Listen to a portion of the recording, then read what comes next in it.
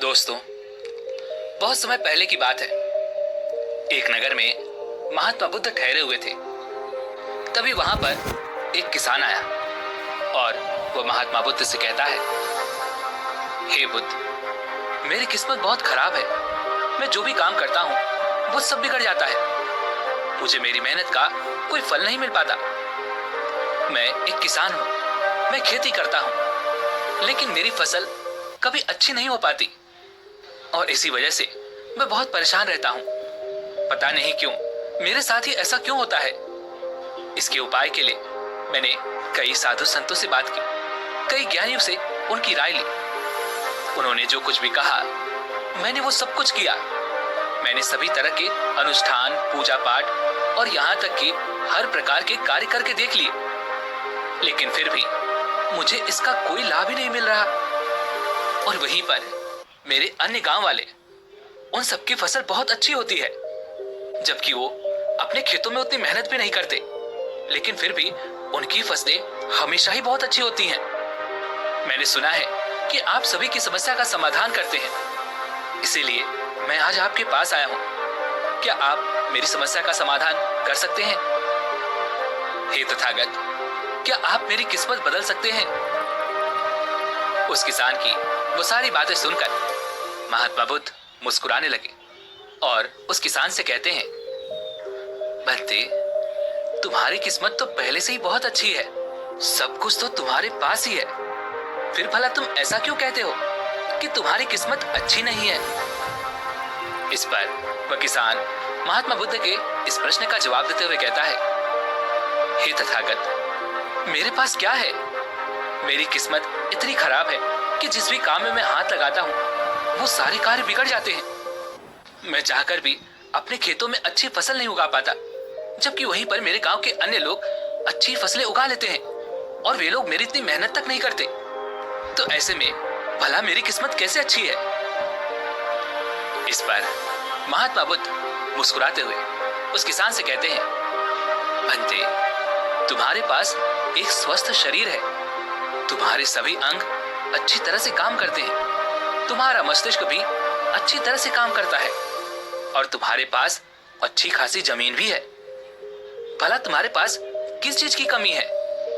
अगर ऐसे देखा जाए तो तुम्हारी किस्मत तो बहुत अच्छी है। इस पर वह किसान महात्मा बुद्ध से कहता है, हे तथागत, मेरी समस्या यह नहीं है। मेरी समस्या तो यह है कि जिन भी कार्यों में मैं हाथ डालता हूँ वो कार्य बिगड़ क्यों जाते हैं। रही बात जमीन, अच्छा शरीर, अच्छा मस्तिष्क और अच्छे अंगों की, तो वह तो सभी के पास है। मेरे सभी गांव वालों के पास भी है और उनके पास अच्छी जमीन भी है, और तो और उनके पास अच्छी फसल भी है। इसी कारण वे लोग हमेशा सुखी रहते हैं। लेकिन मेरे खेतों में तो अच्छी फसल हो ही नहीं पाती। हर वर्ष मुझे एक भारी नुकसान झेलना पड़ता है। क्या आप मुझे कोई इसका उपाय बता सकते हैं? क्या ऐसा कोई मंत्र है, क्या ऐसा कोई तरीका है जिससे मेरी किस्मत एक बार फिर से चमक जाए? इस पर महात्मा बुद्ध उस किसान से कहते हैं, ठीक है, यदि तुम कोई उपाय चाहते हो या कोई मंत्र चाहते हो तो वह मैं तुम्हें अवश्य ही दूंगा। लेकिन उससे पहले मुझे यह बताओ, क्या तुम्हें पता है तुम्हारे खेत में खजाना है? यह सुन वो किसान थोड़ा आश्चर्यचकित हुआ और वह महात्मा बुद्ध से तुरंत ही बोल पड़ा, हे बुद्ध, आप ये क्या कह रहे हैं? मेरे खेत में खजाना है और ये मुझे पता तक नहीं। बताइए वो खजाना कहाँ है? मैं अभी उसे जाकर निकाल लूंगा। बताइए बुद्ध, वो खजाना कहाँ है? इस पर महात्मा बुद्ध उस किसान से कहते हैं, बंते, वह खजाना तुम्हें ऐसे नहीं मिलने वाला। उसके लिए तुम्हें मेरा कार्य करना होगा। मैं तुम्हें जैसा जैसा कहूंगा तुम्हें वैसा ही करना होगा, तब जाके तुम्हें वह खजाना अवश्य मिल पाएगा। उस किसान ने महात्मा बुद्ध की सारी बातें सुनी और उसके बाद वह किसान महात्मा बुद्ध से कहता है, हे तथागत, बताइए मुझे क्या करना होगा? आप जैसा कहेंगे मैं वैसा करने के लिए तैयार हूं, लेकिन मुझे बता दीजिए कि आखिर वो खजाना मेरे खेत में कहां पर है?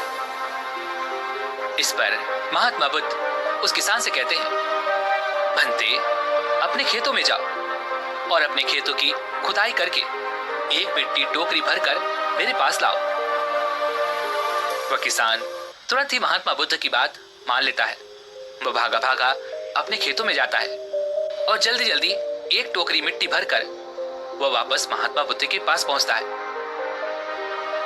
उस मिट्टी को देखने के बाद महात्मा बुद्ध उस किसान से कहते हैं, ठीक है, अब मेरी बात ध्यान से सुनो।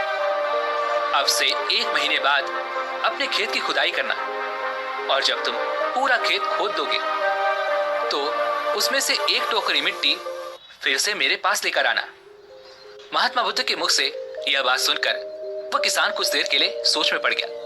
वह यह सोचने लगा, जब खजाना मेरे खेतों में गड़ा हुआ है तो महात्मा बुद्ध मुझे सीधे सीधे बता क्यों नहीं देते कि वो कहां पर है।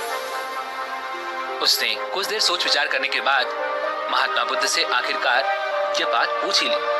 वह किसान महात्मा बुद्ध से कहता है, हे तथागत, यदि वो खजाना मेरे खेतों में है तो आप मुझे बता क्यों नहीं देते कि वो कहां पर है।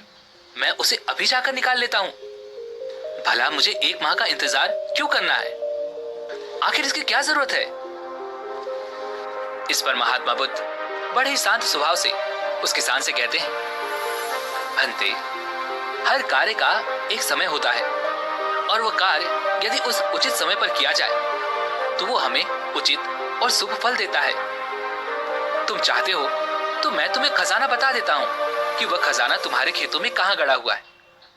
लेकिन एक पल के लिए यह भी सोच लो, अगर तुम अभी उस खजाने को पाने की कोशिश करोगे तो हो सकता है कि तुम्हारे हाथों कुछ भी ना आए। सोच लो, तुम अभी उस खजाने को पाना चाहते हो या 1 महीने के बाद।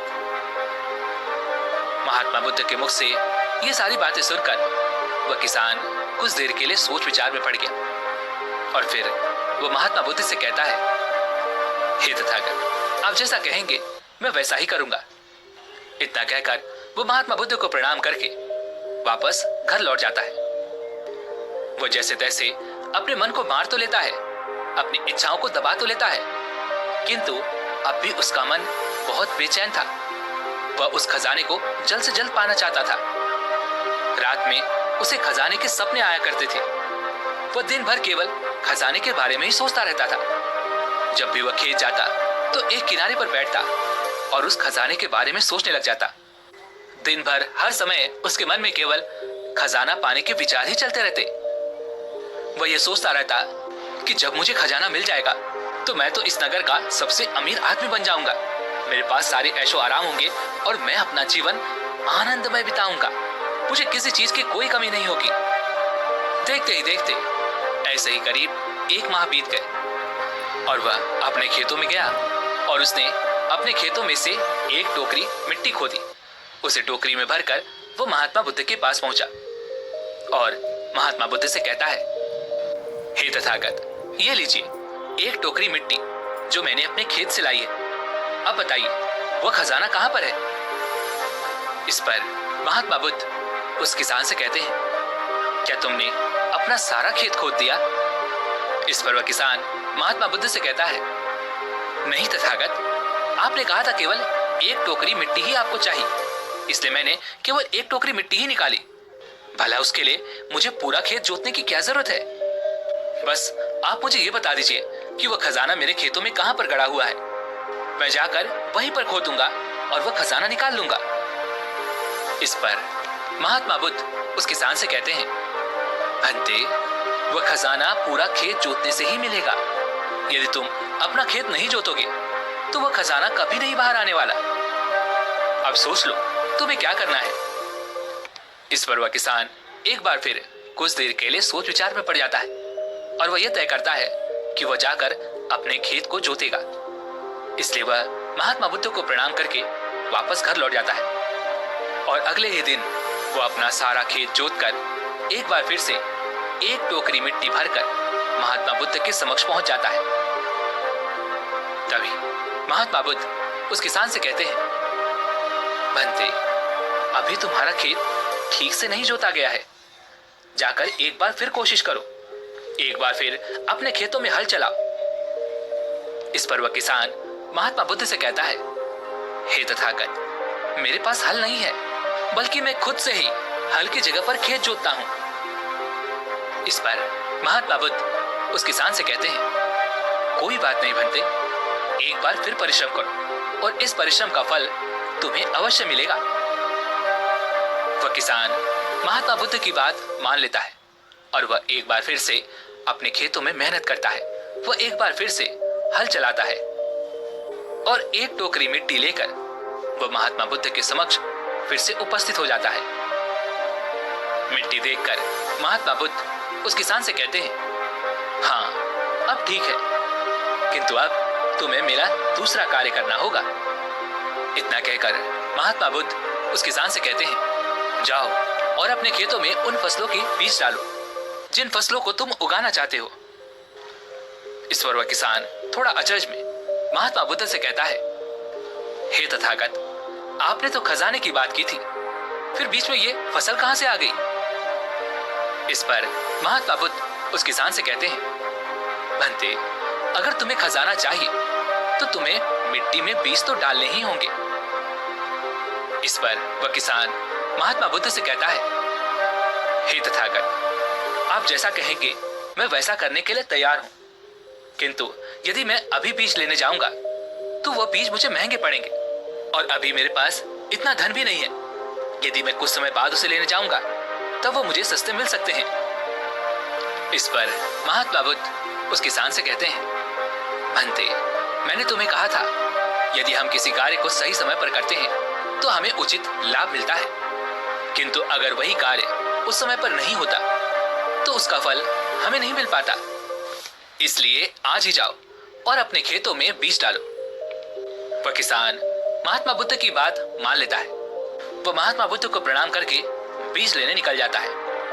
बीज लाकर वह अपने खेतों में भी डाल देता है और फिर वो महात्मा बुद्ध के पास वापस पहुंचता है और बुद्ध से कहता है, हे तथागत, आपने जैसा कहा था मैंने वैसा किया। अब मुझे बताइए कि आखिर मेरे खेतों में वह खजाना कहां पर है ताकि मैं उसे निकाल सकूं। इस पर महात्मा बुद्ध मुस्कुराने लगे और उस किसान से कहते हैं, भंते, अभी तो तुम्हें एक और कार्य करना है, उसके बाद वह खजाना तुम्हें खुद ब खुद नजर आने लगेगा। इस पर वह किसान महात्मा बुद्ध से कहता है, हे तथागत, बताइए अब वो कौन सा काम है जो मुझे करना है। इस पर महात्मा बुद्ध किसान से कहते हैं, जो भी बीज तुमने अपने खेतों में डाले हैं अब से तुम्हें उनकी देखभाल करनी है, उन्हें प्यार से सींचना है और देखना उन्हें कोई तकलीफ ना हो, वह स्वस्थ रहें, उन्हें कोई बीमारी या कीड़ा ना लगे। यदि ऐसा हुआ तो तुम्हें वह खजाना नहीं मिल पाएगा और यदि तुम्हारे खेत का हर एक बीज अंकुरित हो गया और वह अपनी संपूर्णता तक पहुंच गया तो वह खजाना तुम्हें अवश्य ही दिखाई देगा और तब तुम्हें मेरे पास आने की कोई आवश्यकता भी नहीं पड़ेगी। उस किसान ने महात्मा बुद्ध की सारी बातें सुनी और उसके बाद वह महात्मा बुद्ध को प्रणाम करके वापस घर लौट गया। अब से वह अपने खेतों की देखरेख करने लगा। उस किसान ने अपने खेतों पर पूरा ध्यान दिया, किंतु अब भी उसे सपनों में वह खजाना ही नजर आता था और वह मन ही मन सोचता था कि बस एक बार यह फसल पूरी तरह से स्वस्थ हो जाए तो वह खजाना भी मुझे मिल ही जाएगा। इसी सोच के साथ वह उन फसलों की देखरेख में दिन रात लगा रहता। उसने अपनी फसलों पर किसी प्रकार की कोई विपदा नहीं आने दी और देखते ही देखते वह दिन भी आ गया जब उसकी फसल उसके खेतों में लहलहा रही थी। तभी उसे महात्मा बुद्ध की बात याद आई। महात्मा बुद्ध ने कहा था कि जब तुम्हारी फसलें तैयार हो जाएंगी तो तुम्हें तुम्हारा खजाना भी मिल जाएगा। यह बात याद आते ही उस किसान की आंखों में आंसू आ गए। जो खजाना उसके खेतों की जमीन में गड़ा हुआ था वो बाहर आ चुका था। उसके जैसी फसल उसके गांव में किसी की नहीं हुई थी।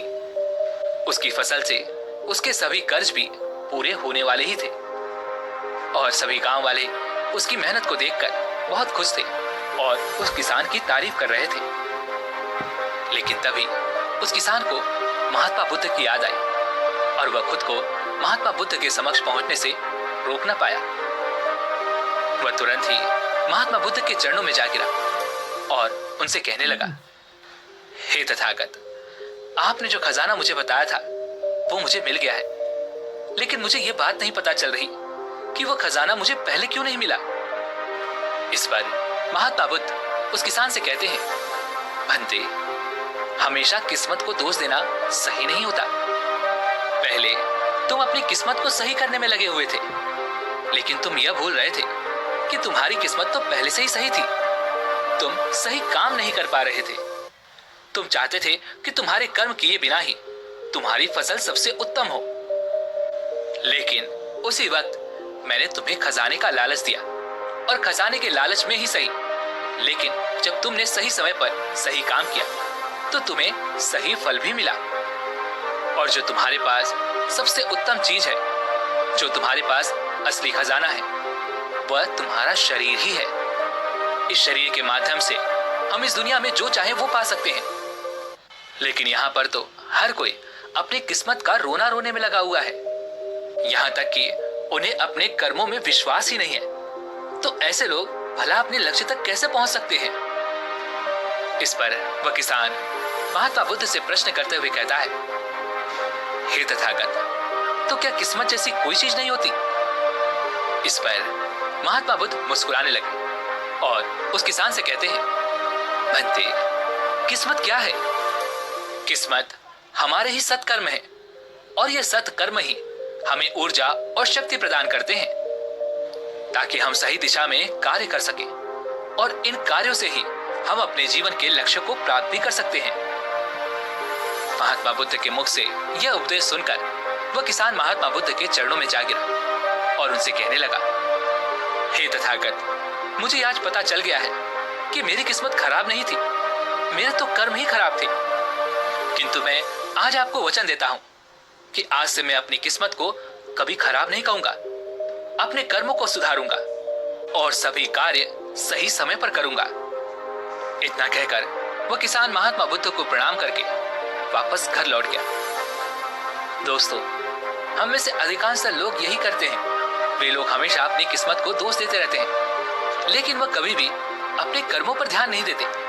वो ये नहीं सोचते कि क्या उन्होंने अपने लक्ष्य को पाने के लिए जो कर्म करने चाहिए थे वो कर्म किए हैं या नहीं, कहीं उसमें कोई कमी तो नहीं रह गई, और अगर उसमें कोई कमी थी तो क्या उस कमी को दूर करके क्या उस लक्ष्य को प्राप्त किया जा सकता था। और ये सब हम तब सोच पाएंगे, तब समझ पाएंगे जब हम अपनी किस्मत को दोष देना बंद कर देंगे। लेकिन हम तो अपने आप को सही और अपनी किस्मत को गलत ठहराना चाहते हैं। हम किसी ऐसे को चाहते हैं जो हमारी गलतियों का ठेका ले ले, और इसीलिए हम अपनी किस्मत को हमेशा दोष देते रहते हैं ताकि हमें कभी किसी के सवालों का कोई जवाब ही न देना पड़े, और इस तरह से हम उस समस्या से भी निकल जाते हैं। और हम कभी पीछे पलटकर ये नहीं देखते कि क्या हमने उस लक्ष्य को पाने के लिए हर मुमकिन कोशिश की थी या नहीं, हमसे कहीं पर कोई गलती तो नहीं हुई थी। क्योंकि हमें तो लगता है कि ये सब तो किस्मत का खेल है, और भला किस्मत से कौन जीत सकता है। आपने अपने आसपास भी ऐसे कई लोगों को देखा होगा जो लोग अपने लक्ष्य को प्राप्त ना कर पाने पर रोते हैं, चिल्लाते हैं, और जब उनसे कोई उनकी असफलता का कारण पूछता है तो वो यही कहते हैं कि वो तो मेरी किस्मत में था ही नहीं। लेकिन यहाँ पर आप एक वास्तविकता भूल रहे हैं। इस दुनिया में ऐसे कई सारे लोग हैं जो अपने कर्म पर ध्यान देते हैं। वो अपने कर्म को कभी नहीं छोड़ते, भले ही वो अपने लक्ष्य को पहुंच पाने में असफल हो जाए, लेकिन फिर भी वो अपने कर्म पर विश्वास रखते हैं। और जो लोग अपने कर्म पर विश्वास रखते हैं वह लोग कभी ये नहीं कहते कि उनकी तो किस्मत ही खराब थी, बल्कि वह दोबारा फिर से एक बार पूरी शक्ति से उस लक्ष्य को पाने की कोशिश करते हैं। और यह कोशिश वो तब तक करते रहते हैं जब तक कि उन्हें उनका लक्ष्य मिल नहीं जाता। ऐसी ही एक छोटी सी कहानी है और ये वास्तविक है। बहुत समय पहले की बात है। एक नगर में एक व्यक्ति रहता था जिसके 2 बच्चे थे। दोनों ही पढ़ने लिखने में बहुत होशियार थे।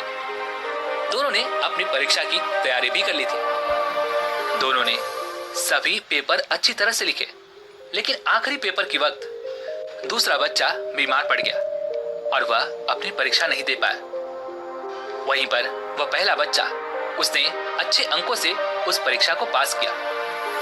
वहीं पर वो दूसरा बच्चा उस परीक्षा में फेल हो गया। इस पर वह पिता अपने बेटे को सांत्वना देते हुए कहता है, कोई बात नहीं बेटा, तुम्हारी तो किस्मत ही खराब थी, वरना तुम भी अच्छे नंबरों से पास हो सकते थे।